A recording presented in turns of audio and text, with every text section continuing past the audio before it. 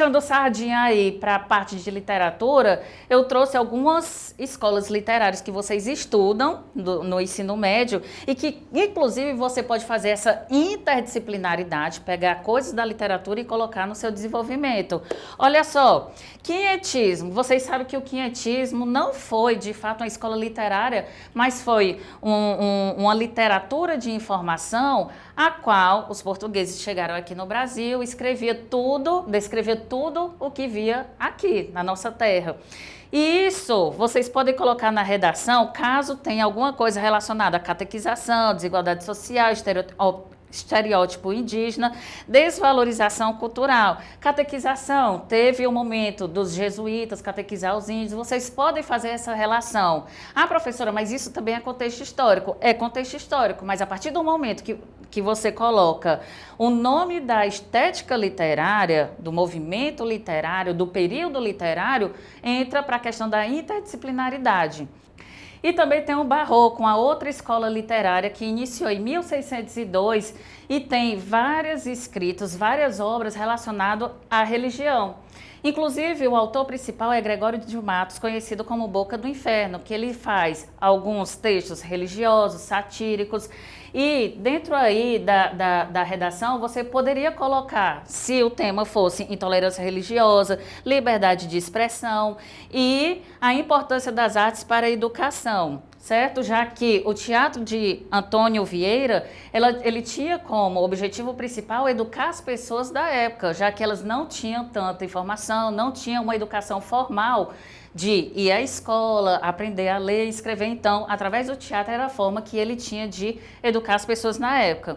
O arcadismo fala muito da questão da natureza, do bucolismo, da calmitude dentro da natureza. Dentro da redação você poderia colocar, caso o tema fosse relacionado à qualidade de vida, arcadismo. Se fosse valorização do meio ambiente, poderia colocar arcadismo, porque os escritores eles valorizavam o ambiente, eles se inspiravam melhor se tivesse em volta a natureza. Outras mais, romantismo. Ai, o romantismo, lindinho, bonitinho, fala de amor. Não, não era só de amor que o romantismo falava. Na primeira fase do romantismo, que é conhecido como indianismo, ele fala muito da questão do índio, ele coloca o índio como o nosso herói nacional. Se caso a redação tivesse um tema relacionado a índio, a questões indígenas, poderia colocar a primeira geração romântica. A segunda geração é conhecida também como ultrarromantismo. Nesse sim vai falar de um amor, só que é um amor que as pessoas ou matavam ou morriam de amor, e geralmente eles morriam de amor, né? Porque geralmente os poetas ou o eu lírico de um determinado poema, ele não tinha reciprocidade da moça que ele amava, então ele preferia morrer, que era uma maneira de escapar da realidade, uma evasão da realidade, né? Caso caísse alguma coisa, alguma proposta no Enem relacionada à depressão, a suicídio, olha só, ultrarromantismo, que no caso é a segunda geração do romantismo.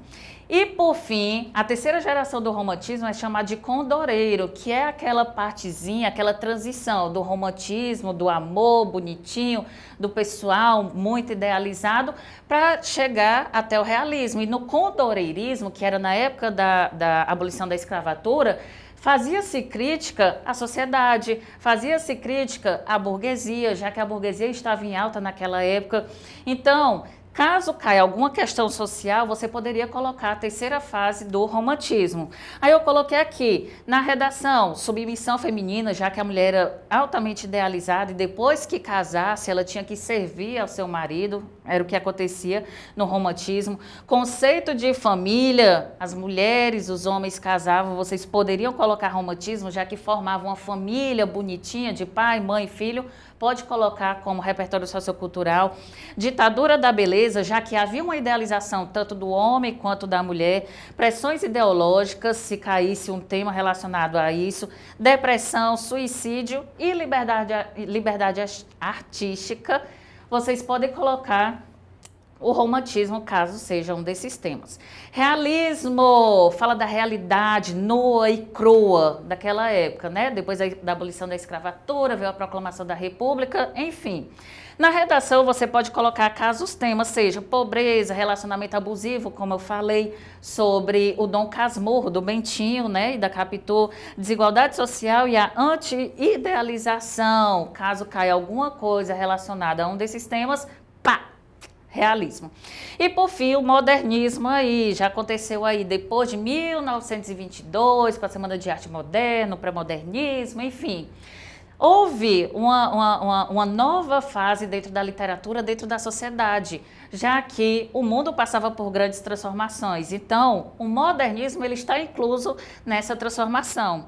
Se por acaso na redação caísse alguma coisa relacionada à velhice, vixe, velhice no modernismo, sim. Carlos Drummond de Andrade, ele falava muito sobre velhice, sobre infância, sobre saudade. Então, vocês podem colocar o modernismo com Carlos Drummond de Andrade, se o tema for sobre idoso. Ainda, conceito de juventude, miscigenação, liberdade, criticidade do indivíduo, impactos da seca, nacionalismo, preconceito linguístico e influência da mídia. Tudo isso são propostas, são temas que podem vir a cair no Enem ou em alguma redação que vocês venham fazer e vocês podem colocar modernismo como repertório sociocultural.